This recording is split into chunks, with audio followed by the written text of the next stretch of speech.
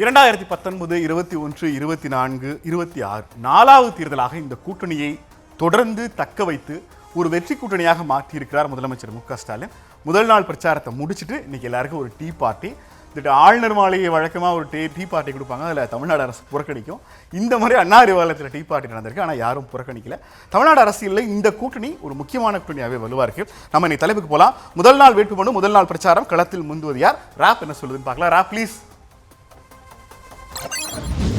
2026 சட்டப்பேரவை தேர்தல் களம் களை கட்ட துவங்கி இருக்கிறது. வேட்புமனு தாக்கல் செய்ய முதல் நாளான இன்று முதல்வர் வேட்பாளர்களான மு.க. ஸ்டாலின், விஜய், சீமான் ஆகியோர் அவரவர் தொகுதிகளில் வேட்புமனுவை தாக்கல் செய்திருக்கிறார்கள். கொளத்தூரில் 4வது முறையாக போட்டியிடும் முதல்வர் மு.க. ஸ்டாலின் வேட்புமனு தாக்கலுக்கு பிறகு தொகுதியின் சாதனை மலரை வெளியிட்டு மீண்டும் முதல்வராவேன் என்று நம்பிக்கை தெரிவித்தார். பெரம்பூர் தொகுதியில் தனது வேட்புமனுவை தாக்கல் செய்து பிரச்சாரத்தை துவங்கிய விஜய் வழக்கம் போல திமுகவுக்கு எதிராக கொந்தளித்தார். திமுகவினர் கொடுக்கும் பணத்தை வாங்கிக் கொண்டு அவர்களின் காதுகளில் விசிலை ஊதுங்கள் என்று தொண்டர்களிடம் பிரச்சாரம் செய்தார். காரைக்குடியில் வேட்புமனுவை தாக்கல் செய்த பிறகு பேசிய சீமான், தான் நன்கொடை பெறுவதை பலர் விமர்சிப்பதாகவும் அவர்கள் திருட்டு நிதி வைத்திருப்பதாகவும் விமர்சித்தார். சென்னை கொளத்தூரில் முதல்வர் ஸ்டாலின் வேட்புமனு செய்த அதே நேரத்தில் விஜயும் தனது பெரம்பூரில் வேட்புமனு தாக்கல் செய்து பிரச்சாரத்தையும் துவங்கி சென்னையை குலுங்க வைத்திருக்கிறார். முதல் நாள் வேட்புமனு தாக்கல், முதல் நாள் பிரச்சாரம், களம் யாருக்கு சாதகமாக இருக்கிறது என்பதை விவாதிக்க போகிறது இந்த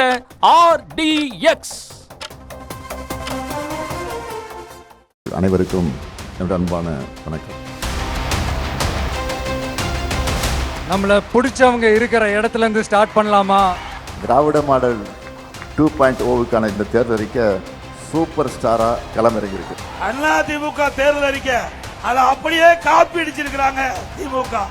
என் வரியில தான் கொடுக்கணும், எல்லாத்தையும் வாங்கிக்கங்க. வாங்கிக்கிட்டு அவங்க செவல் லேவல்ஸ்ல ஊதி அனுப்புங்க.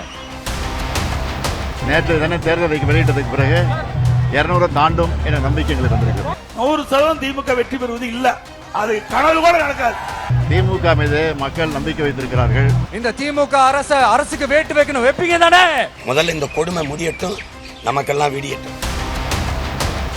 திரு ஸ்டாலின் அவர்கள் எப்படியாவது உதயநிதி அவர்களை முதலமைச்சர் நாற்காலியில் அமர வைக்கணும் தான் பாடுபட்டு மோடிக்கு ஏத்த ஒரு அடிமையாக எடப்பாடி பழனிசாமி அவர்கள் இருக்கிறாங்க.